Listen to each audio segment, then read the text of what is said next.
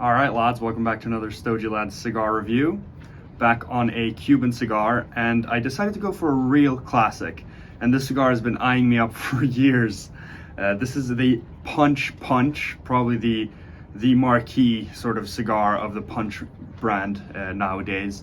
It is a Corona Gorda, which is my favorite size, 46 ring gauge by 5 5/8 inches or 143 millimeters, just a perfect size. And this Punch has been around forever with the great name. I don't know who came up with that, but I guess it's kind of catchy just to have the brand name twice. It's supposedly Arnold Schwarzenegger's favorite cigar, at least favorite Cuban. So I have had a bunch of Punches. I've had the Short to Punch, the Double Corona. I've never really given the Punch a real chance. So I bought one. I have a few now, but I bought this one 4 years ago, almost.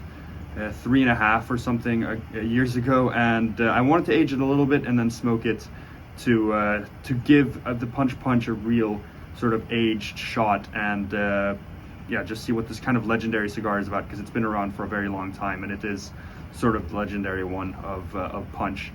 So I think this cigar has probably at least 4 years on it, so that's should bode well. It's a beautiful looking one. It's got that classic medium brown Cuban wrapper, and feels very well rolled, so fingers crossed for that, as always. It's just a beautiful cigar and a beautiful, my favorite Vitola. It should be a stellar smoke.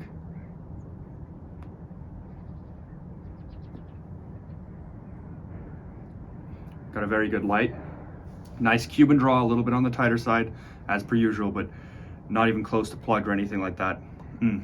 Oh, that Cuban salty twang. It's been a while since I had a Cuban cigar for some reason, a few weeks, so this is sitting perfectly. I'm gonna get into this, of course, and wow, that's a rich flavor.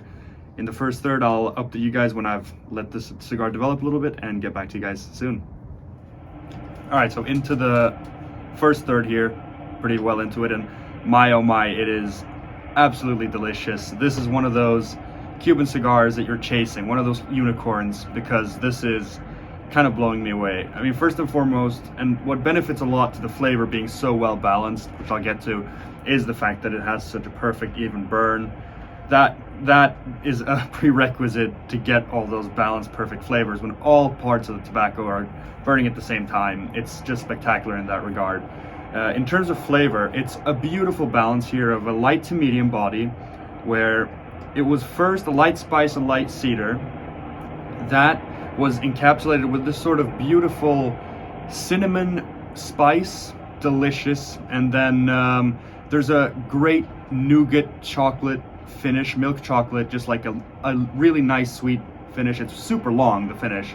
The flavor is really quite prominent, even though the body of the cigar is a little bit lighter. It's very heavy on flavor. And all of that with a nice base of that salty Cuban twang. It's just so incredible when the Cuban cigars deliver like this, and I'm very glad it is, because, you know, when you age cigars for a long time, semi-long for this one, but you just you hope that they are everything you'd hope, and this really is. So we'll see how it develops. 1/3 is not a lot of the cigar, so, you know, this could go sideways, but so far it is spectacular, and I'll get back to you guys, and only time will tell how the second and final third go. So I'll see you soon. All right, so about 35 minutes in now, about the halfway mark now into the second third. Still burning absolutely amazingly, just dropped the ash, and it held on for a really long time. Again, so crucial when you don't need to think about the burn whatsoever. This is smoking like a champ. The flavors, it's stepped up almost to a medium now. I'd say it's gone up by like 10% in sort of body and strength of flavor. It's almost the same though as the first third. Just a hint of earth has stepped in. I'd say the cedar has gone down a little bit, that, you know, brighter cedar note, and a heavier sort of earth note has entered a little bit. Other than that, it's very similar. That chocolatey, nougaty finish is still there. It comes in after a long time, sort of now as I'm speaking, it's sort of coming in and shifting on the palate. It's very, very a dense sort of finish, which is super nice. I always love that when the cigar, you can just, it's always there and reminding you of how good it is. And other than that, yeah, it's the baking spices, sort of the cinnamon-ish that I was talking about. It's more of like a general baking spice sort of thing now, especially prominent on the retrohale. The retrohale of this is really beautiful. It's really nice to take a few puffs, have the other notes, and then have a retrohale every once in a while, and then you just get a blast of like lighter, lovely sweet spices. It's really a delicious cigar.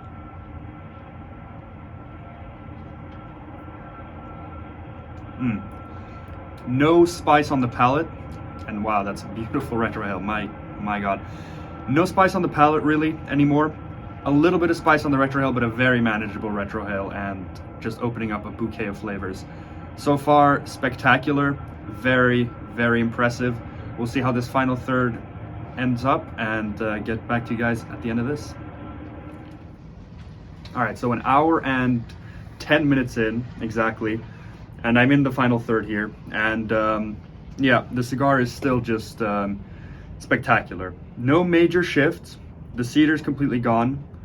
It became a sort of darker wood that came back in the final third. That's pretty gone now too. It was very quite earthy and darker until this point exactly, where I'm getting like dark fruit sweetness, sort of a dark chocolate as well. It's really quite delicious down to the end here.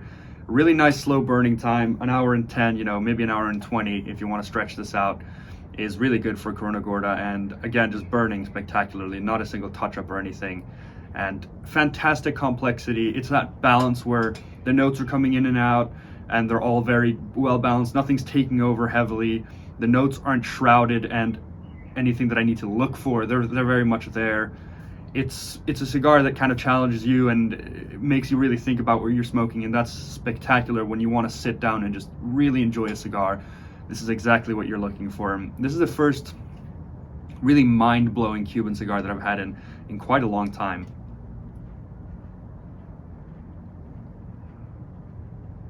And they're always so memorable. They're too far and few between, but when Cuban cigars are this great, they get you, cast you under a spell or something. It's like it's just so delicious. So to score this, I think I'm gonna have to settle for 95. That high even. It was a little bit lower, but this final third is like this dark sweetness that I'm getting now in the end is really delicious, and it's even more complex that I wasn't expecting. I thought this was gonna just settle in, not really taste of much more than just like darker earth. And that's where it was heading, but now it's even more complex than expected. So yeah, a 95 pointer. This is a stellar cigar. This particular one was just absolutely incredible from start to finish. So good. I really you know, it punches a little more under the radar marca. It's a famous brand. It's been around forever, but it's one that's reduced to very few cigars. And if you want to try one, get a punch if you can, age it, but otherwise try it, and hopefully you'll be as impressed as I was, because this was truly fantastic. So thank you guys so much as always for watching. I hope you enjoyed the video, and I'll catch you guys in the next one. Cheers.